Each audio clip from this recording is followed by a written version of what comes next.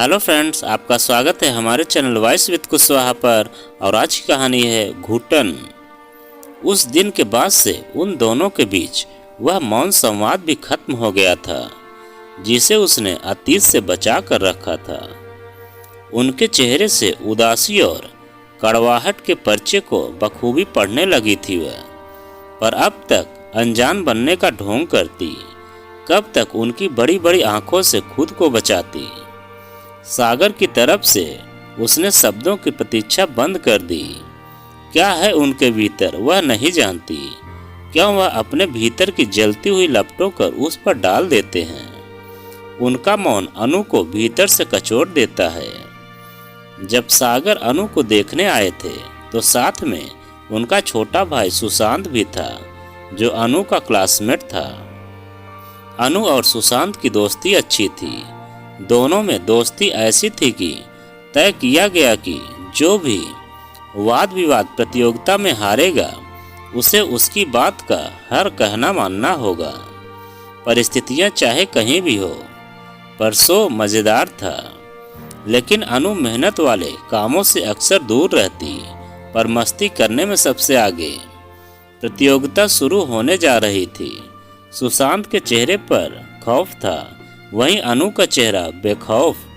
Sushant stage पर आया और अपने शय की वजह से हार गया।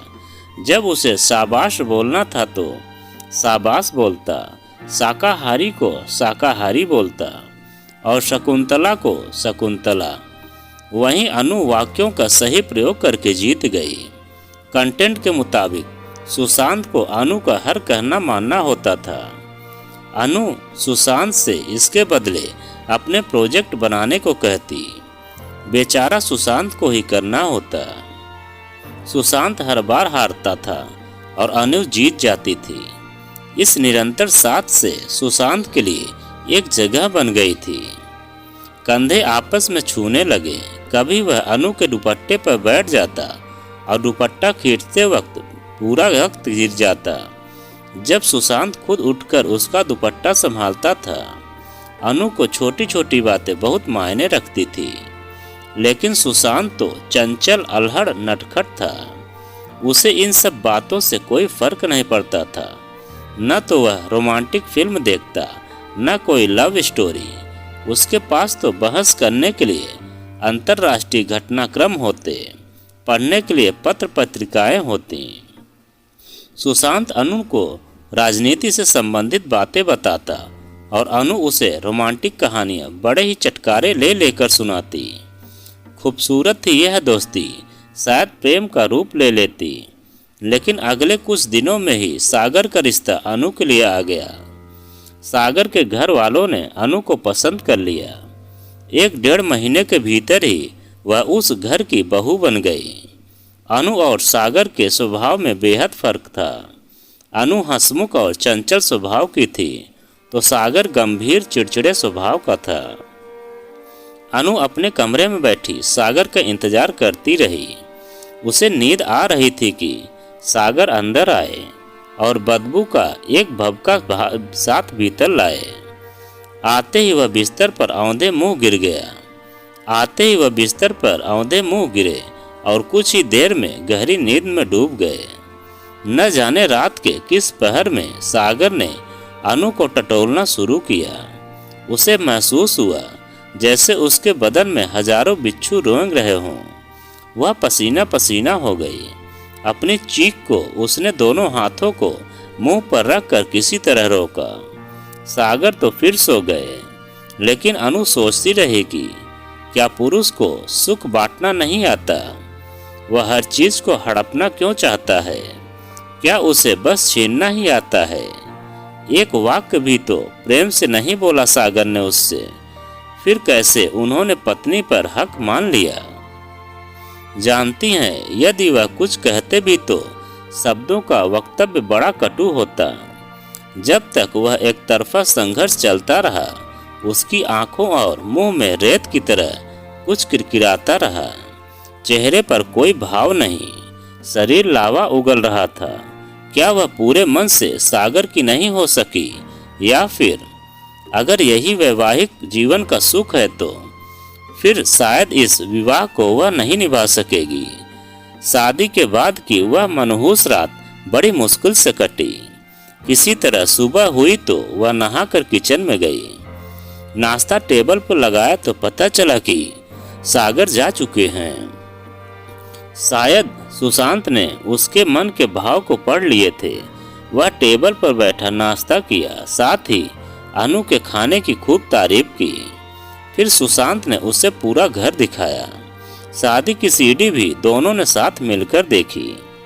सुशांत से वह हर विषय पर बेझिझक बातें कर लेती थी।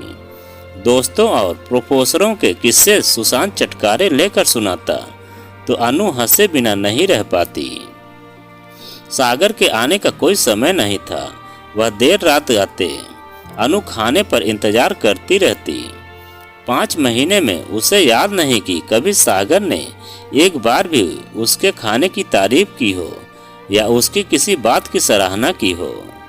शादी के बाद तो जैसे वह गुनगुनाना ही भूल गई थी। सागर के पास समय नहीं था। अब सुशांत भी ट्यूशन पढ़ के देर से घर आता। बच जाता तो गहरा सूनापन, जिसमें माँ के चेहरे पर जमे बूढ़े सहसिल्य के बीच दिन भर वह अपनी कच्ची आंखें इधर उधर भटकाती फिरती। कठिन क्षण थे वे, कोई आत्मीय स्पर्श नहीं। उसने बीए की थी, आगे पढ़ना की चाह भी थी। शादी से पहले ही यह बात तय हो गई थी कि अनु जो करना चाहे करे, लेकिन अब कोई बात भी नहीं करता था। सागर तो उसकी परछाई से भी दूर रहते। माँ ने विदाई के वक्त यही परंपरागत वाक्य अनु से कहा था कि ऐसा कोई काम कभी मत करना जिससे घर के संस्कार धूमिल पड़े। सुबह उठी तो उसका मन बेहद दुखी हुआ, क्योंकि सास उसके उठने से पहले ही उठ गई थी। वह सागर का नाश्ता तैयार करके कपड़े धो रही थी। धीरे धीरे रोज का यही नियम हो गया। अनु के उठने से पहले ही सास उठकर सागर के सारे कार्य कर देती। पता भी नहीं चलता कि वह कब उठ गई। वह लाख कोशिश करती, लेकिन माँ 5 बजे तक काम खत्म कर चुकी होती। अनु को बिना नहाए किचन में घुसने की इजाज़त नहीं थी। आज जब वह किचन में आई तो रोज की तरह सारा काम हो गया था। सागर टिफिन लेकर निकल रहे थे। उन्होंने अनु को तीखी नज़रों से देखा, फिर पैर पटकते हुए बाहर निकल गए। वह सागर से कहना चाहती थी, माँ 4 बजे ही किचन में चली आती हैं और मुझे बिना नहाए किचन में आने की इजाज़त नहीं है। क्या मैं 3 बजे ही नहाकर किचन में आऊं? रात में शौक नहीं कहती किससे। सुनने वाला तो जा चुका था। उसे असहनीय पीड़ा होती। लाख चाहने पर भी उस भीषण आवेग को कहाँ रोक पाती। माँ कुछ नहीं कहती, सारा काम खुद करने बैठ जाती। कोई सहेली आती तो भी वह काम न छोड़ती। अनु को शर्म आती। माँ कड़कड़ाती ठंड में भी बर्तन धोती रहती। सागर तो हमेशा ही घुटे घुटे रहते। केवल रात में उनके भीतर का पुरुष जागता। अनु बचना चाहती, लेकिन कुछ न कर पाती। वह चीखना चाहती, उन्हें दूर फेंक देना चाहती। क्या यही है मेरी इज्जत तुम्हारी नज़रों में? मैं तुमसे बात करना चाहती हूँ। एक साझेदारी का हक, छीनने का नहीं, बराबरी का हक, खींच का नहीं, प्यार का हक। सागर मुझे प्यार चाहिए, पर उसकी आवाज़ सागर तक न पहुँच पाती। एक दिन सुबह उठते ही अनु को झकझोरते हुए वह बोले, आज ऑफिस से कुछ लोग आ रहे हैं। दोपहर के खाने पर खाना स्वादिष्ट बनाना, मेरी बेइज्जती नहीं होनी चाहिए, समझी? कहकर वह चल दिए। सुबह सुबह सागर के इस व्यवहार ने अनु को अपमानित महसूस करने का एक और मौका दे दिया। वह उठी, बाथरूम का दरवाजा जोर से बंद करके वॉश बेसिन खोलकर जोर से फपक पड़ी। लगातार बहते पानी की आवाज़ उसे सुखद प्रतीत हो रही थी। वह अपना अपमान, क्षोभ, पीड़ा सब कुछ उस पानी में बहा रही थी। हर रात एक नए यातना गृह में सागर उसे ठेलता। उसका स्पर्श अनु के भीतर की औरत को जगा नहीं पाता, सिर्फ जुगुस्सा पैदा करता। उस शाम सागर दोस्तों के साथ जल्दी घर आ गए। सबके सामने उनका रूप बदल जाता। वह संवेदनशील होने का दिखावा करते। उस दिन माहौल थोड़ा सहज था। अनु भी खुश थी। रात में उसने सागर से कहा, एक अच्छी फिल्म लगी है, कल ऑफिस से जल्दी घर आ जाओ तो फिल्म देखने चलें। इतना कहना था कि वह भड़क कर बोले, टीवी में इतनी फिल्में आती हैं, मन नहीं भरता तुम्हारा? दिन भर बैठी रहती हो, बाहर निकल कर देखो, पसीना बहाओगी तब पता चलेगा पैसे का मूल्य। अगले दिन अनु जिद में सुशांत के साथ फिल्म देखने चली गई। वह तो जिद में थी, लेकिन लौटकर एक नया तूफान झेलना पड़ेगा, यह भय भी था। सुशांत ने उसे सामान्य बनाने की बहुत कोशिश की, लेकिन अनु के चेहरे पर उदासी के भाव कम नहीं कर पाया। अनु की शादी के बाद सुशांत से संबंधों में इतना ही फर्क आया था कि पहले वह नाम लेता था और अब नाम न लेकर सीधे बातचीत शुरू कर देता है। भाभी जैसा संबोधन उसने अनु को नहीं दिया था। अनु के मना करने के बावजूद घर लौटते हुए सुशांत ने आइसक्रीम खरीदी। पैदल चलते हुए वे घर तक पहुंचे। घर में माँ और सागर चाय पी रहे थे। अनु कमरे में चली गई और सुशांत वहीं बैठ गया उनकी कड़वाहट दूर करने। जाते हुए अनु ने दोनों की शक्लें देखी, उनमें दृष्टिहीन क्रोध था। सुशांत ने अवश्य वहां का माहौल बदल दिया होगा, लेकिन क्या फायदा। कुछ देर बाद सागर कमरे में आए तो उनके भीतर ज्वालामुखी फूट रहा था। फिल्म देखने का इतना ही शौक था तो सिनेमा हॉल में ही रहती, घर क्यों लौटी। अनु चुपचाप नाइटी ढूंढ रही थी। उसे मालूम था अलमारी में नाइटी नहीं है, लेकिन वह ढूंढ रही थी। शायद सागर का सामना नहीं करना चाहती थी। वह चाहती थी सागर चुप हो जाए, लेकिन ऐसा कुछ नहीं हुआ। सागर ने अनु की तरफ से जवाब न पाकर गुस्से में उसका हाथ जोर से घुमाया और पीछे को मोड़ दिया। अनु दर्द से भरकर चीख उठी, मारना चाहते हो मुझे, मारो। झगड़े की आवाज सुनकर घर के लोग दरवाजा खटखटाने लगे थे। सागर उसे लगातार मारे जा रहे थे। वह जानती थी मुंह खोलकर उसने सागर के राक्षस को उजागर कर दिया है और आज के बाद कभी इस घर में चैन से नहीं रह पाएगी। हर नजर उस पर उठेगी, सब उसे दोषी की तरह देखेंगे। सागर का गुस्सा पूरी तरह निकलने के बाद कमरे से बाहर चले गए। रह गई अनु और उसके मन की शरीर की चोटें। घर की गतिविधियां रुक गई थी। अनु को सास की ओर से दूसरे युद्ध की भी अपेक्षा थी और वह इसके लिए भी तैयार बैठी थी। रात हो गई, वह वैसे ही पड़ी रही, अपने जख्म देखती हुई। कब नींद आई पता नहीं चला। सुबह धूप ने कमरे में रोशनी फैला दी तो बेहोशी भरी नींद से वह जागी। शरीर दर्द से टूट रहा था, मन में घुटन सी थी। घड़ी सुबह के 10:30 बजा रही थी। सागर शायद ऑफिस जा चुके थे। घर में खामोशी थी। बाहर से आवाजें आ रही थी, मटर, गोभी, पालक, फल ले लो। उसने अपनी आंखें बंद कर ली। अचानक दरवाजा खुलने की आवाज आई। एक जानी पहचानी आवाज उसकी ओर बढ़ी। पैरों के ठीक पास पलंग पर खटका हुआ।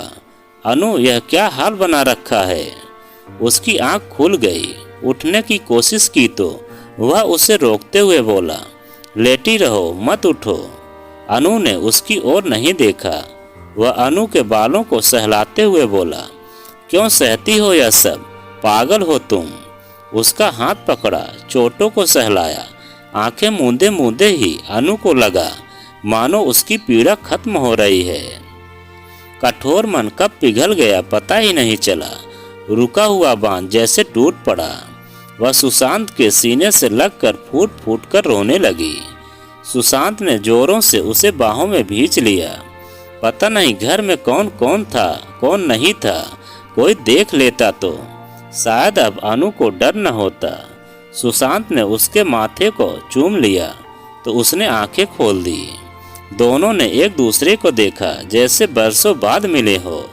लगा जैसे अनजान सी शक्ति मन और शरीर में आ गई है। सुशांत की आंखों को देखकर अब हर चुनौती का सामना करने के लिए तैयार थी। सुशांत ने उसका चेहरा अपनी ओर घुमाते हुए बोला, अब तुम्हें कोई कुछ नहीं कहेगा। मैं भी देखूं कि किसकी हिम्मत है जो तुम्हें कुछ भी कह सके। अच्छा, अब तैयार हो जाओ, मैं तुम्हें एक पल के लिए भी यहाँ नहीं रहने दूंगा। कहता हुआ सुशांत चला गया।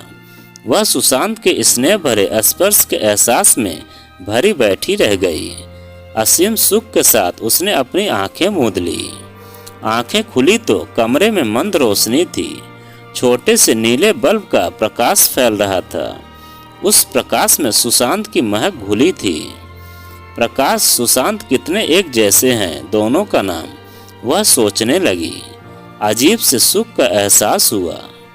कुछ खटकने की आवाज आई। मेज पर जोर से कुछ गिरा। इस पर साइन कर दो, यह सागर थे। कुछ देर के लिए वह अनसुना किए लेटी रही।